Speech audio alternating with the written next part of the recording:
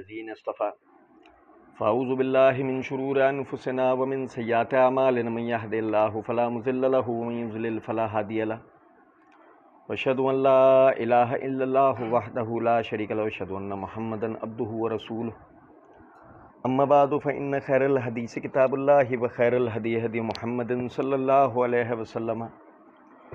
وشر الامور محدثاتها وكل محدثة بدعة وكل بدعة ضلالة وكل ضلالة في النار اعوذ باللہ السمیع العلیم من الشیطان الرجیم من حمزہ ونفخہ ونفثہ بسم اللہ الرحمن الرحیم اللہم صلی علی محمد وعلی آل محمد کما صلیت علی ابراہیم وعلی آل ابراہیم انک حمید مجید اللہم بارک علی محمد وعلی آل محمد کما بارکت علی ابراہیم وعلی آل ابراہیم انک حمید مجید رب اشرح لی صدری ویسر لی امری واحلل عقدۃ من لسانی یفقہوا قولی رب زدنی علما۔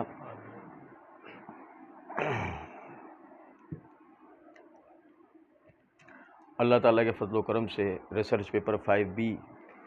واقعہ کربلا کا حقیقی پس منظر 72 صحیح الاسناد احادیث کی روشنی میں ان 72 صحیح الاسناد احادیث کی حقیقت کیا ہے اللہ تعالیٰ کے فضل و کرم سے ہم پڑھ رہے تھے۔ مرزا صاحب نے صفحہ نمبر حدیث نمبر 56 سے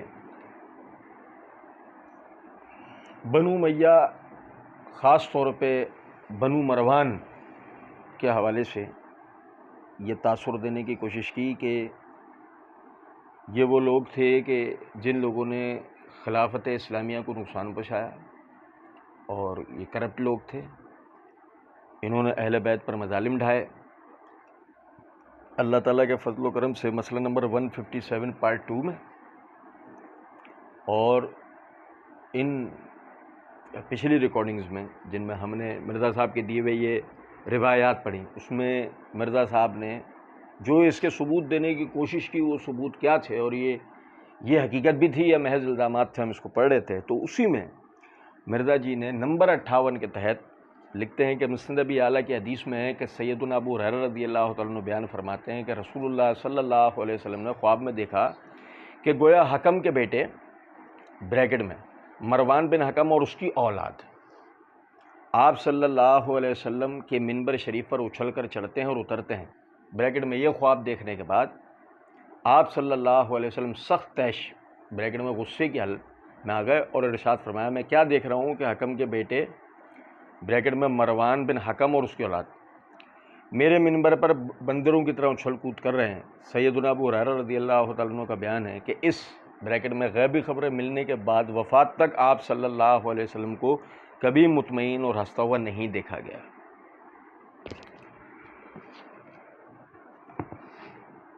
اس روایت میں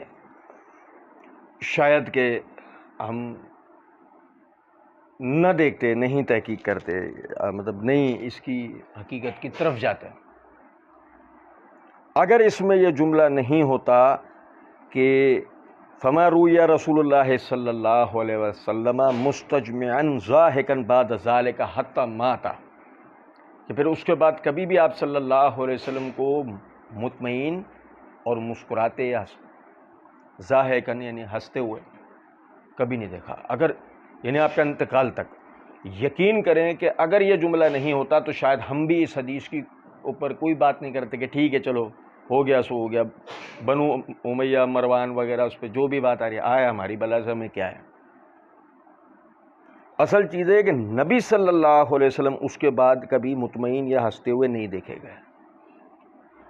مرزا صاحب اور مرزا صاحب کے اندھے بہرے لنگڑے لولے جو مقلدین ہیں وہ اتنے بے شرم اور بے غیرت ہو سکتے ہیں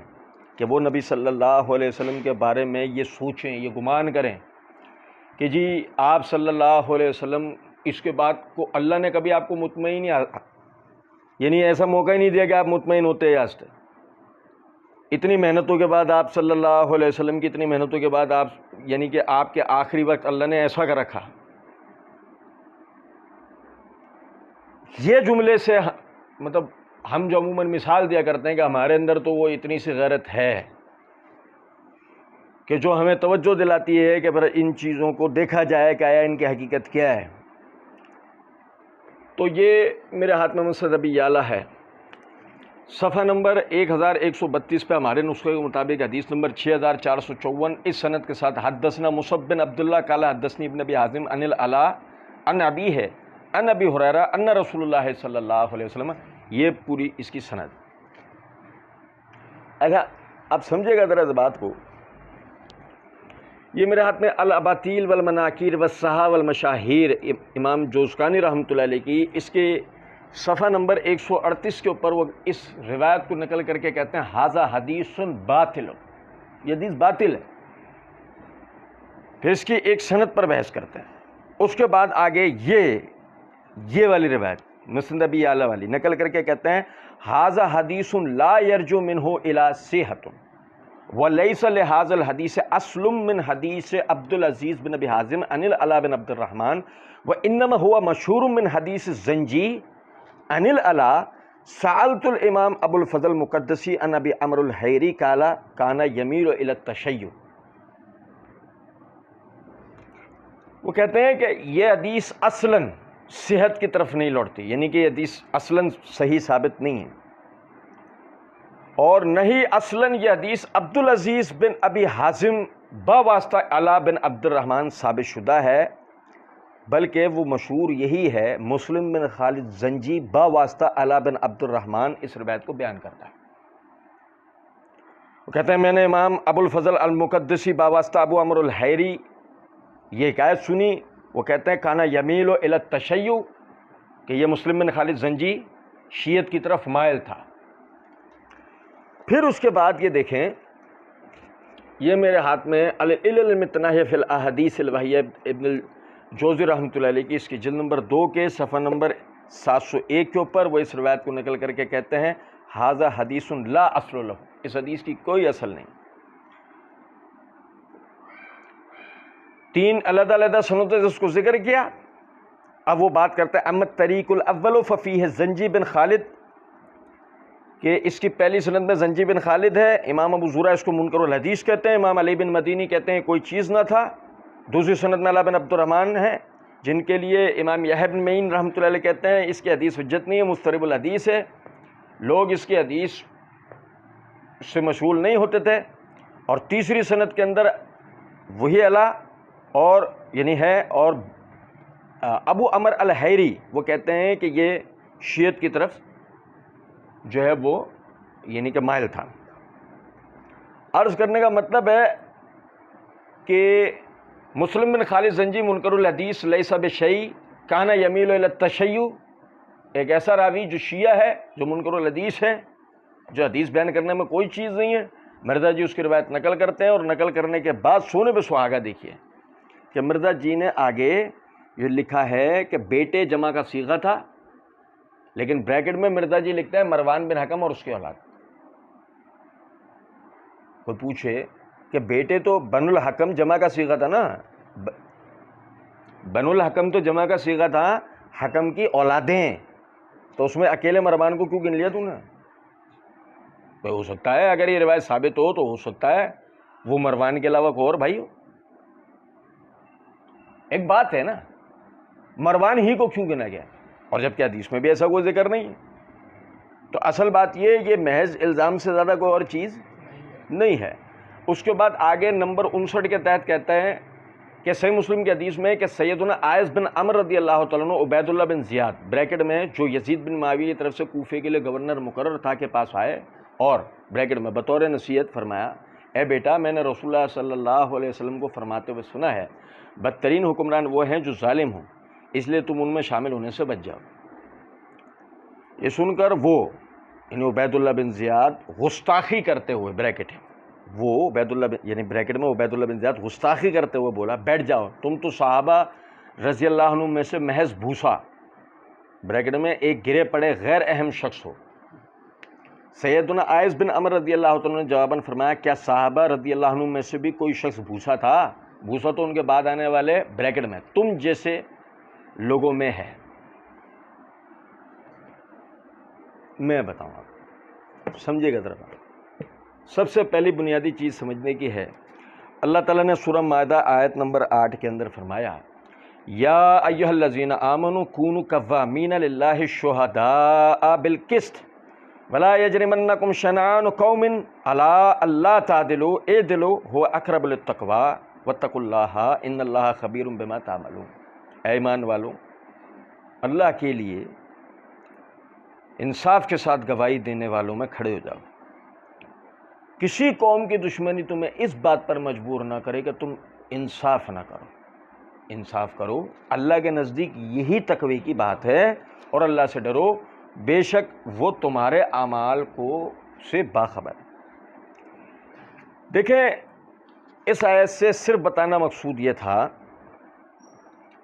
عبید اللہ بن زیاد ہو، مروان بن حکم ہو، شمر ذی الجوشن ہو، یا اور جتنے بھی وہ کردار جو ولنز ہیں، سمجھے ذرا، کہ جن کو ولنز کہا گیا ہے، آپ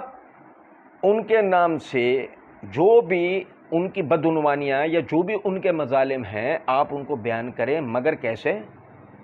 کس طرح؟ الزام لگاتے ہوئے نہیں، انصاف کرتے ہوئے، ثبوت کے ساتھ، الزام لگاتے ہوئے نہیں۔ مومن الزام لگانے والا نہیں ہے۔ جو بات ہے، آپ تو اپنے پمفلٹ کے ہر صفحے کے اوپر کہتے ہیں کہ فرقہ واری سے بچ کر صرف قرآن اور صحیح الاسناد احادیث کو حجت و دلیل ماننے، اور جھوٹی بے سند اور ضعیف الاسناد تاریخی روایات کے فتنوں سے بچنے والوں کے لیے۔ تو آپ پر تو یہ لازم ہے کہ آپ مستند ترین بات کریں، وہ بات کریں جو پایہ ثبوت کو پہنچے۔ ایسا ہے نا؟ اب سمجھے ذرا اس بات۔ عبید اللہ بن زیاد ایسا ہی ہے جیسا آپ نے بتایا، لیکن جو آپ نے ثبوت دیا وہ ثابت نہیں ہے۔ سنو ذرا بات کو۔ اب دیکھیں، یہ میرے ہاتھ میں صحیح مسلم ہے، صحیح مسلم کی جلد نمبر 5 کے صفحہ نمبر 771 کتاب الامارت میں ہمارے نسخے کے مطابق حدیث نمبر 4618 ہے۔ حسن بصری، دیکھو میں سند پڑھ کے سنا رہا ہوں۔ حدثنا شیبان بن فروخ حدثنا جریر بن حازم حدثنا الحسن ان عائذ بن عمرو وكان من اصحاب رسول اللہ صلی اللہ علیہ وسلم دخل على عبید اللہ بن زیاد فقال ای بنی انی سمعت رسول اللہ صلی اللہ علیہ وسلم یقول ان شر الریاء ریاء الحطماء۔ حسن بصری رحمۃ اللہ علیہ کہتے ہیں کہ عائذ بن عمر جو کہ نبی صلی اللہ علیہ وسلم کے صحابہ میں سے ایک تھے، وہ عبید اللہ بن زیاد کے پاس آئے اور آ کے کہا، اے میرے بیٹے، میں نے نبی صلی اللہ علیہ وسلم سے سنا کہ حاکموں میں یعنی کہ بدترین ظالم حاکم ہے۔ سنیں ذرا بات۔ اب غور طلب نکتہ ہے، یہ میرے ہاتھ میں البحر الزخار ہے، یعنی مسند المزار، اس کی جلد نمبر 13 کا صفحہ نمبر 218 اور 219 ہے۔ یہی روایت باواسطہ حسن بصری رحمۃ اللہ علیہ کہ وہ باواسطہ انس بن مالک رضی اللہ تعالیٰ عنہ کہ وہ کہتے ہیں کالا کالا رسول اللہ صلی اللہ علیہ وسلم ان شر الولاۃ الحطماء، کہ حکمرانوں میں بدترین یعنی ظالم حکمران۔ ٹھیک ہے، اس کا مطلب یہ ہوا کہ جو حدیث ہے نا صحیح مسلم کی، یہ جو حدیث ہے نا صحیح مسلم کی، ان شر ریاء الحطماء، یہ ثابت شدہ ہے۔ یہ کیا ہے؟ یہ کیا ہے؟ یہ ثابت شدہ ہے۔ امام مسلم صحیح مسلم میں یہ جو حدیث لے کر آئے ہیں یہ ثابت شدہ ہے۔ مزید دیکھیں، یہ مسند ابن ابی شیبہ ہے۔ مسند ابن ابی شیبہ کی جلد نمبر 2 کے صفحہ نمبر 401 پر حدیث نمبر 924 کے تحت عائذ بن عمرو رضی اللہ تعالیٰ عنہ کی یہی روایت صحیح مسلم والی، سنو ذرا بات، کہ وہ کہتے ہیں کہ وہ عبید اللہ بن زیاد کے پاس آئے تو ان سے آ کے کہا، میں نے نبی صلی اللہ علیہ وسلم سے سنا ان اشد الریاء الحطماء، کہ سب سے بدترین حکمران ظالم ہیں۔ ٹھیک ہے، اور ذرا غور کیجئے گا کہ یہ ذرا غور کیجئے گا، یہ حدیث یہاں مکمل ہے۔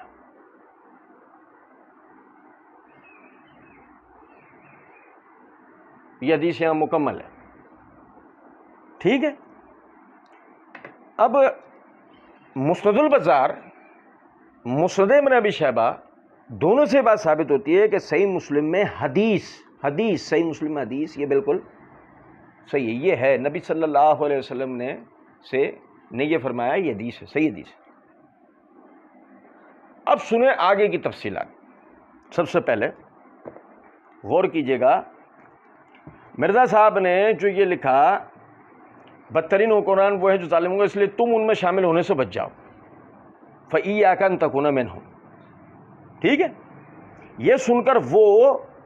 یعنی عبید اللہ بن زیاد گستاخی کرتے ہوئے بولا، جبکہ الفاظ آ گئے فقالا، اس نے کہا، بس گستاخی کرتے ہوئے بولا، ایسا کوئی جملہ یا نہیں۔ انہوں نے کہا لہو اجلس، ان سے کہا بیٹھ جاؤ، ان سے کہا عائذ بن عمر سے بیٹھ جاؤ، فَإِنَّمَا أَنْتَ مِن نُخَالَةِ أَصْحَابِ محمد صلی اللہ علیہ وسلم، یعنی کہ وہی جملہ ہے کہ تم صحابہ میں یعنی بھوسا ہو۔ اب بریکٹ میں جو ترجمہ لکھا، ایک گرے پڑے غیر اہم شخص، ایک گرے پڑے غیر اہم شخص، یہ گرے پڑے اہم شخص یہ ڈال کے جو مرزا نے اس کو نمک مرچ لگانے کی کوشش کی ہے، یہاں ایسا کوئی لفظ نہیں ہے سوائے اس کے کیا بھی کہہ سکتے ہو، نہیں تو بھوسے کا اور کیا مطلب ہوتا ہے، نہیں گرے پڑے یہ وہ، اتنا زیادہ آپ اس کو نمک مرچ کیوں لگا رہے ہیں؟ ابھی رکیں ذرا، صبر کریں۔ پھر اس کے بعد آپ دیکھیں کہ عائذ بن عمر نے جواباً فرمایا، کیا صحابہ میں سے بھی کوئی شخص بھوسا تھا؟ صحیح، بھوسا تو ان کے بعد آنے والے، بریکٹ میں جو مرزا جی نے لکھا نا تم جیسے لوگوں میں ہے، جبکہ یہاں الفاظ ہیں انما کانت النخالۃ بعدہم وفی غیرہم، کہ بھوسا تو ان کے بعد والے لوگوں میں یا ان کے علاوہ لوگوں میں؟ بھوسا کون کہلائیں گے؟ یا تو ان کے بعد والے یا ان کے علاوہ جو صحابہ نہیں ہیں، جیسے کہ خود عبید اللہ بن زیاد۔ لیکن جو بریکٹ آپ نے دیا ہے تم جیسے، یہ یہاں نہیں تھا، آپ سمجھے؟ اچھا، اب سب سے پہلے نقطہ غور طلب ہے کہ یہ جو تفصیلات ہیں، دیکھو یہ حدیث کے علاوہ ہیں، جو حدیث ہے صحیح مسلم کی وہ ثابت شدہ، میں نے آپ کو اس کے لیے مسند البزار اور مسند ابن ابی شیبہ کا بھی حوالہ دیا۔ اب حسن بصری رحمۃ اللہ علیہ نے یہ تفصیلات عائذ بن عمر کے حوالے سے بیان کی ہیں، عائذ بن عمر رضی اللہ تعالیٰ عنہ کے حوالے سے بیان کی۔ یہ امام علی بن مدینی رحمۃ اللہ علیہ کی کتاب العلل ہے، کتاب العلل کے صفحہ نمبر 56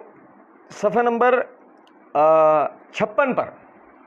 علی بن مدینی رحمۃ اللہ علیہ وہ کہتے ہیں کہ ان سے سوال ہوا کہ حسن بصری کی عائذ بن عمر سے جو روایت ہے وہ کیا ہے؟ وہ کہتے ہیں لیس بشیء وحرک راسہ ما اراہ سمع منہ شیئا، کہ انہوں نے کہا وہ کوئی چیز نہیں ہے، اور انہوں نے گردن کو حرکت دی، انہوں نے اپنے سر کو حرکت دی، وہ کوئی چیز نہیں ہے، سر کو حرکت دی، ما اراہ سمع منہ شیئا، میں نہیں سمجھتا انہوں نے ان سے کچھ سنا۔ اس کا مطلب کہ حسن بصری رحمۃ اللہ علیہ کا عائذ بن عمر سے سما ثابت نہیں ہے۔ اب جب حسن بصری رحمۃ اللہ علیہ کا عائذ بن عمر سے سما ثابت نہیں ہے تو یہ ساری تفصیلات آگے کی مشکوک ٹھہری۔ بھائی جان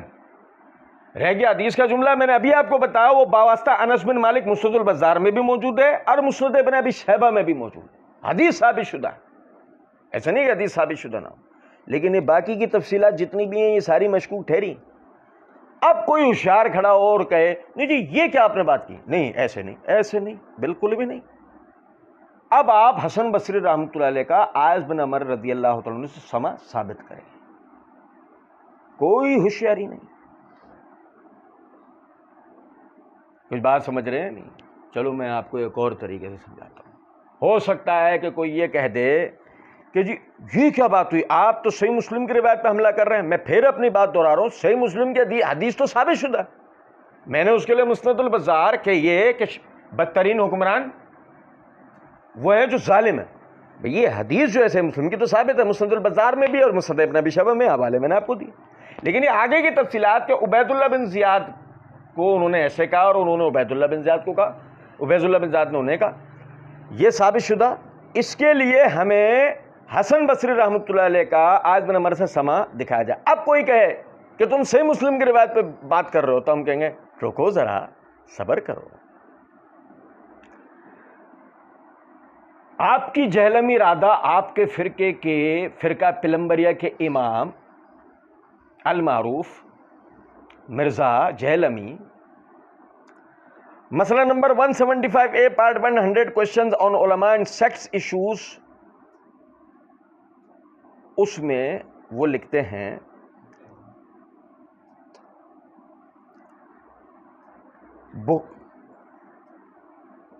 بخاری میں روایت ہے لیکن ضعیف ہے، بخاری میں روایت ہے لیکن ضعیف ہے۔ علی الحسن نقوی نے پوچھا ضعیف بخاری مطلب کیسے ضعیف ہے؟ یعنی اس کو حیرانی کی ہوئی نا کہ مرزا جی بخاری کی روایت کو ضعیف کہہ رہے ہیں، تو آگے مرزا جی جواب کے اندر کہہ رہے ہیں بخاری کی صرف حدیثیں صحیح ہیں نا جی،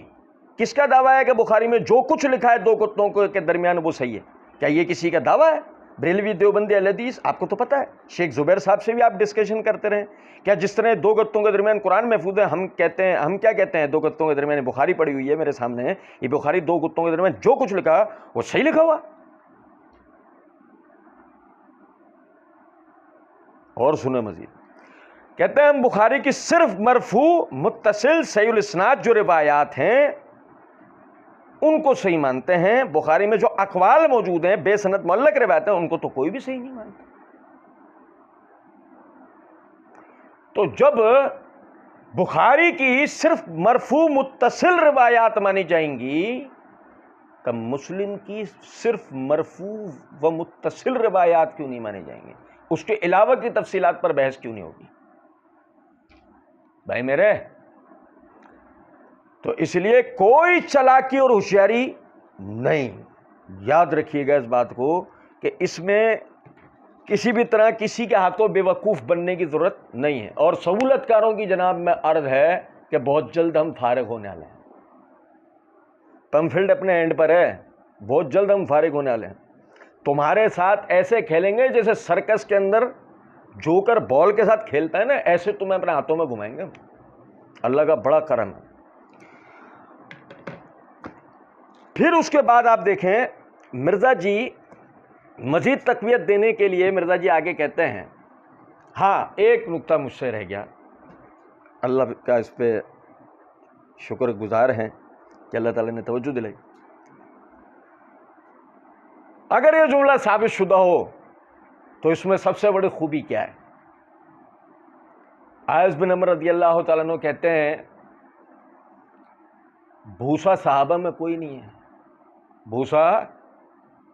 تو ان کے بعد والوں میں، اللہ کی قسم عبید اللہ بن زیاد کے خلاف جو بولا سو بولا، عبید اللہ بن زیاد جائے ایسی کی تیسی میں۔ مرزا جی یہ بھی تو ثابت ہوا صحابہ کرام رضوان اللہ علیہم اجمعین کے بعد سب بھوسا ہی بھوسا ہے، اور یقین کرو اس بھوسے میں بھی ہے نا کوئی گٹر ہے نا، گٹر تو وہ تم ہو، گٹر بھوسے کی گندگی کا سب سے بدترین مقام گٹر، کہ جو اس کو خود لکھتا ہے اور لکھنے کے باوجود صحابہ کرام رضوان اللہ علیہم اجمعین کے اوپر زبان درازی کرتا ہے۔ اگر عبید اللہ بن زیاد زبان درازی کر کے گستاخ ہے تو یقین کریں عبید اللہ بن زیاد کی طرح تم بھی بدترین گستاخ۔ آگے مرزا جی مزید تقویت دینے کے لیے کہتے ہیں سنن ابی داؤد کی حدیث میں کہ سیدنا ابو طالوت تابعی رحمہ اللہ بیان کرتے ہیں کہ میں نے سیدنا ابو برزہ کو بریکٹ میں گورنر یزید بن معاویہ عبید اللہ بن زیاد کے پاس آتے دیکھا جبکہ وہ دسترخوان پر تھا۔ اس نے سیدنا ابو برزہ کو آتے ہوئے دیکھ کر کہا یہ ہے تمہارا ٹھگنا محمدی، بریکٹ میں نعوذ باللہ من ذالک۔ سیدنا ابو برزہ رضی اللہ عنہ اس کی بریکٹ میں تنزیہ بات کو سمجھ گیا اور جواباً فرمایا مجھے گمان نہیں تھا کہ میں ایسے لوگوں بریکٹ میں کہ دور حکومت تک زندہ رہوں گا جو مجھے رسول اللہ صلی اللہ علیہ وسلم کی صحبت پر آر دلائیں گے۔ عبید اللہ بن زیاد بولا محمد صلی اللہ علیہ وسلم کی صحابیت تمہارے لیے باعث زینت ہے، آر کا سبب ہے نہیں۔ پھر کہنے لگا میں نے تمہیں اس لیے بلوایا ہے کہ تم سے حوض کوثر کے متعلق پوچھوں، کیا تم نے رسول اللہ صلی اللہ علیہ وسلم اس کے بارے میں کچھ سنا تھا؟ سیدنا ابو برزہ رضی اللہ عنہ نے فرمایا ہاں، نہ ایک بار، نہ دو بار، نہ تین بار، نہ چار بار اور نہ 5 بار، بریکٹ میں یعنی متعدد بار سنا۔ اور جو شخص اس بریکٹ میں حوض کوثر کے وجود کا انکار کرے تو اللہ تعالیٰ اسے اس سے پینا نصیب نہ فرمائے۔ سیدنا ابو طالوت تابعی کا بیان ہے کہ پھر سیدنا ابو برزہ رضی اللہ تعالیٰ عنہ غصے کی حالت میں وہاں سے تشریف لے گئے۔ اچھا دیکھیں، پہلے تو بنیادی نقطہ سمجھنے کا یہ ہے، عبید اللہ بن زیاد نے وہ بطور تحقیر کہا تھا؟ نہیں، بلکہ وہ تو آگے یہ بات کہہ رہا ہے کہ محمد صلی اللہ علیہ وسلم کی صحابیت آپ کے لیے باعث زینت ہے، نہ کہ عار کا سبب۔ ہاں، وہ ایک علیحدہ بات ہے کہ مرزا جی نے مزید نمک مرچ لگانے کے لیے یہ کر دیا کہ آپ کی جگہ ترجمے میں تمہارے، تم یہ ڈال دیا، جس سے مزید یہ تاثر دیا اردو خواں طبقے کو، یہ تاثر دیا کہ جی وہ صحابہ کرام سے بے ادبی کے ساتھ بات کر رہا ہے۔ اب میری بات سمجھ رہے ہیں؟ چلیں اسے بھی چھوڑیں۔ لطف کی بات یہ ہے کہ مرزا جی پورا ایک جملہ پی گئے۔ میں ایسی تھوڑی کہتا ہوں کہ اس آدمی کے تانا بانا ڈھونڈیں گے نہ جا کے، یقین کریں یہ بنی اسرائیل کے اسی قوم سے جا کے اس کا تانا بانا جڑے گا جو اگلے دن بندروں اور سوروں میں تبدیل ملے تھے، کیونکہ ان کے بھی اخلاف بعد میں اللہ کی کتاب میں تعریف کرنے والے بنے تھے، اور ان اخلاف کے اخلاف یہ ہیں کہ جو تعریفات کرتے ہیں۔ آپ اندازہ کریں، یہ میرے ہاتھ میں سنن ابی داؤد ہے، اس کی جلد نمبر 3 کا صفحہ نمبر 548 ہے، باب فی الحوض، اور اس کے تحت ہمارے نسخے کے مطابق حدیث نمبر 1322 1322 اس سند کے ساتھ، حدثنا مسلم بن ابراہیم حدثنا عبد السلام بن ابی حازم ابو طالوت قال شہدت ابا برزا دخل علی عبید اللہ بن زیاد فحدثنی فلان سماہ مسلم وکان فی السبات۔ اور سننا ذرا بات، اب مرزا جی کا ترجمہ دیکھیے گا ذرا آپ۔ مرزا جی لکھتے ہیں کہ سیدنا ابو طالوت تابع رحمہ اللہ بیان کرتے ہیں کہ میں نے سیدنا ابو برزا کو عبید، یعنی بریکٹ جو مرزا جی نے دیا نا، گورنر یزید بن معاویہ، سنیں، سیدنا ابو طالوت تابع رحمہ اللہ بیان کرتے ہیں کہ میں نے سیدنا ابو برزا کو گورنر یزید بن معاویہ عبید اللہ بن زیاد کے پاس آتے دیکھا جبکہ وہ دسترخوان پہ تھا۔ یہ جملہ آپ سمجھ گئے؟ یہ جملہ آپ سمجھ گئے؟ اب ذرا دیکھیں عربی عبارت کیا ہے، شہدت ابا برزا دخل علی عبید اللہ بن زیاد، میں نے پایا ابو برزا کو جو کہ داخل ہوئے عبید اللہ بن زیاد پر، ٹھیک ہے، وہ کان فی السبات کے درمیان میں جملہ تھا، فحدثنی فلان سماہ مسلم، پس بیان کرا مجھ سے فلاں شخص نے کہ جس کا نام مسلم تھا کہ وہ، یعنی وہ سبات میں تھا۔ سننا، ابھی ہم کریں گے معنی سے بات، سنیں۔ اب مرزا جی نے یہاں پر عبید اللہ بن زیاد کے بعد آتے دیکھا جبکہ وہ دسترخوان پہ تھا، بیچ کے جو یہ جملہ ہے نا فحدثنی فلان سماہ مسلم، پی گئے، کیونکہ اگر مرزا اس جملے کو نقل کر دیتا تو صاف ثابت ہوتا ابو برزا بذات خود اس واقعے کے وقت موجود نہیں تھے، انہیں اس مجلس میں موجود کسی مسلم نامی آدمی نے یہ واقعہ بیان کیا، اور وہ مسلم نامی آدمی کون ہے کوئی نہیں جانتا، مجہول ہے۔ اور یہ روایت واضح طور پر اس جگہ صحیح ثابت ہو جاتا ہے، یہ ضعیف روایت۔ مرزا جی بھی اچھی طرح جانتے تھے کہ اس جملے سے صاف واضح ہو رہا ہے کہ یہ ضعیف روایت ہے، کہ کون ہے مجہول آدمی، پتہ ہی نہیں کون مسلم، مجہول الاسم مجہول الحال، جانتے ہی نہیں، وہ اتنا بڑا واقعہ بتا رہا۔ اور امام بہقی رحمۃ اللہ علیہ کتاب القراءت کے اندر لکھتے ہیں کہ اللہ رب العزت نے ہمیں اس بات کا پابند نہیں کیا کہ ہم اپنا دین ایسے لوگوں سے لیں جن کا آتا پتہ ہی نہیں۔ آپ سمجھیں بات؟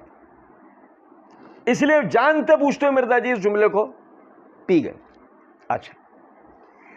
پھر دیکھیں غور طلب نکتہ ہے کہ مرزا جی نے ترجمہ کیا کہ